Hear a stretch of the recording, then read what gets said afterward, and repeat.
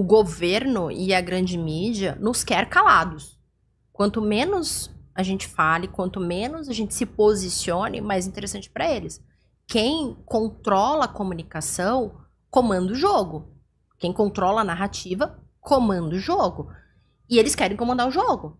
Eles querem que a gente leve uma vida gastando 2, 3 horas dentro de um ônibus para trabalhar numa empresa, ganhando um salário mínimo, preso ali numa estrutura de CLT, sem crescer, sem perspectiva, consumindo cada vez mais solitário. Nós temos números de divórcios e de pessoas solteiras altíssimos. Por quê? Pessoas solitárias e pessoas solteiras são pessoas que consomem mais, são pessoas que gastam mais, que fazem mais dívidas. É diferente de um pai de família e uma mãe de família que tem vários filhos e que precisa guardar dinheiro e fazer um planejamento familiar para o futuro desses filhos. E como que eles fazem isso? Eles fazem isso não ensinando uma gramática decente nas escolas, não ensinando oratória. Eu digo que se o país fosse um país sério, né? Se o Brasil fosse um país sério, eu já estava aposentado, ou eu ia fazer outra coisa da minha vida. Eu não precisava ensinar a comunicação e oratória, porque todo mundo se comunicaria bem. Mas por que não ensinam comunicação nas escolas? Por que não ensinam as pessoas a pensar e a falar? Porque eles não querem. Eles não querem que a gente tenha essa visão. Mas ainda bem que nós temos a internet. Ainda bem que as pessoas estão despertando. E quando a gente pensa na comunicação de direita e de esquerda, a esquerda ainda domina a narrativa. A esquerda, ela usa uma técnica de Schopenhauer. Schopenhauer ensina o seguinte: para você destruir o seu opositor de forma mais rápida, você rotula ele. Você chama ele de genocida, você chama ele de negacionista, você vai criando palavras, e eu tenho certeza que quem está assistindo a gente já pensou numa pessoa. Eu não falei o nome de ninguém, eu não disse qual é a área de atuação dessa pessoa, mas quando eu falo de genocida, negacionista, já comenta aqui embaixo que eu tenho certeza que você sabe de quem eu tô falando. Então a esquerda domina essa narrativa, ela rotula o oponente, ela esvazia o sentido da palavra e naturalmente as pessoas vão acreditar naquilo ali, porque é muito mais fácil. As pessoas não querem pensar, mas elas querem ter opinião. Enquanto que a direita, ela primeiro defende o indivíduo e não esse coletivismo, ela defende esse raciocínio e ela defende a liberdade de pensamento. Então, cada um tem a sua liberdade de pensamento. Só que, graças a um Nicolas Ferreira, que eu brinco que não é nem uma brincadeira, é real. Graças a um Nicolas Ferreira que tem se posicionado, tem ganhado milhares de seguidores na internet, tem tido coragem de falar, independente de qualquer processo e questão política, porque ele assim, tem recorde. Eu não sei nem quantos processos ele tem hoje, eu gostaria de saber, mas ele tem vários processos ali nas costas. Ele continua se posicionando e criando um movimento jovem muito forte. Isso vai só aumentar. Eu não sei você, mas eu acredito que em breve nós teremos pessoas nas ruas de novo, porque a direita está dominando o movimento. Essa força do movimento, a esquerda perdeu. Interessante. Então tá pra sair um novo 2013 aí. Eu acredito. É o que eu estou vendo, né? A minha previsão, não que eu seja mãe de nada. Não que eu seja mãe de nada, mas eu vejo isso acontecer muito forte. Eu acredito que o primeiro movimento que a gente teve foi o Pablo Marçal, ano passado.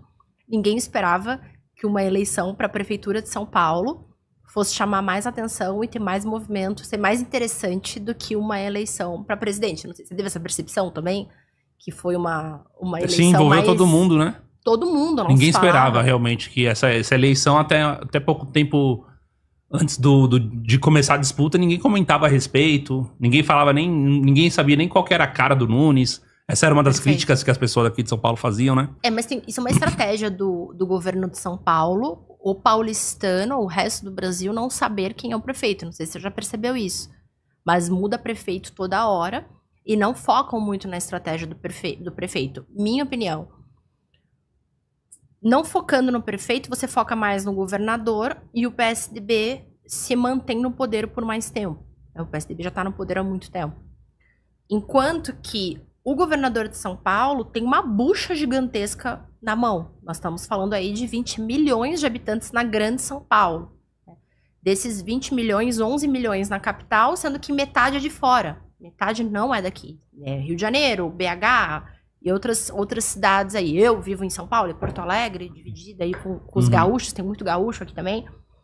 Então, é uma estratégia que eles fazem para você não reconhecer o prefeito, para não cobrar tanto do prefeito, e sempre tentar criar o prefeito para ele ir para outro cargo, para outra área. Então, quando você tem uma rotatividade de prefeito, você tem mudança nas ações, você não tem tanta cobrança, a mídia não bate tanto, não é um cara de destaque que chama atenção.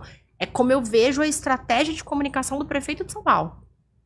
E tem dado certo, né? Agora, o Nunes foi reeleito, algo raro, já fazia muito tempo. Eu posso estar falando bobagem, mas eu acho que tinha uns 10 anos que um prefeito de São Paulo não era reeleito. E por que o Nunes foi reeleito? Porque... E o Pablo Marçal cagou no pau. Pois é. A verdade é essa. Eu preciso concordar com você. Mas poderia ter sido Boulos. Por que não foi o Boulos, já que o Pablo Marçal caiu? Porque tinham os dois extremos. E eu percebo que mesmo quem não está comprado do discurso da direita e quem não está comprado do discurso da esquerda, que está ali no meio do caminho, que é um público que quer dialogar de forma mais profunda, eles estão cansados dessa narrativa de quem é contra tal coisa é genocida, quem levanta a mão, como fez o Elon Musk, é a favor do nazismo. Não sei se eu posso falar isso aqui. Bota um pira aí na edição, senão o YouTube vai derrubar. Pode. Porque tem isso, né? Proibido algumas certas palavras. Quem não é a favor de tal coisa é extrema direita. Quem não... Sabe? Então, muita gente tá cansada desse discurso. Já deu. Eu vejo, inclusive, pessoas de esquerda, pessoas do movimento LGBT, falando, gente, sério, o cara levantou a mão e agora ele é nazista? Por favor, né? As pessoas estão cansadas já, porque as pessoas estão identificando as dinâmicas silenciosas da fala. Isso é muito interessante. Por isso que a oratória tem sido um tema tão divulgado. Quando eu comecei a falar de oratória, foi em 2016, meu primeiro post no Instagram. E eu lembro que, assim, não tinha ninguém no YouTube, pelo menos quando você vinha na busca, não tinha ninguém expressivo, porque o YouTube entrega... Você sabe disso, né? Você tem um podcast, sabe disso. O YouTube entrega aquele vídeo que é mais curtida, mais interessante, mais ranqueado. E eu lembro que na busca não vinha oratória. Até vinha comunicação, liderança, mas oratória não vinha. E quando eu achava alguma coisa no Google, era em espanhol. A mesma coisa no Instagram. Eu digitava oratória, colocava hashtag oratória, vinha em espanhol. Então eu me considero a primeira a falar de oratória na rede social, porque eu não via ninguém aqui no Brasil fazendo isso. E de lá pra cá o termo cresceu muito. E eu falava com amigos que trabalhavam com marketing, com consultores, falavam assim, esquece oratória. Oratória é uma palavra muito difícil. É um termo muito difícil. Foca em comunicação. Você tem que falar sobre comunicação. E eu bati, falei, não, eu vou fazer oratória ser uma palavra conhecida. E depois disso, surgiram várias pessoas falando de oratória, pessoas até mais reconhecidas do que eu, porque eu foquei muito no meu nicho específico, né? Mas pessoas que expandiram o termo, e que bom, quanto mais gente falando de oratória, melhor.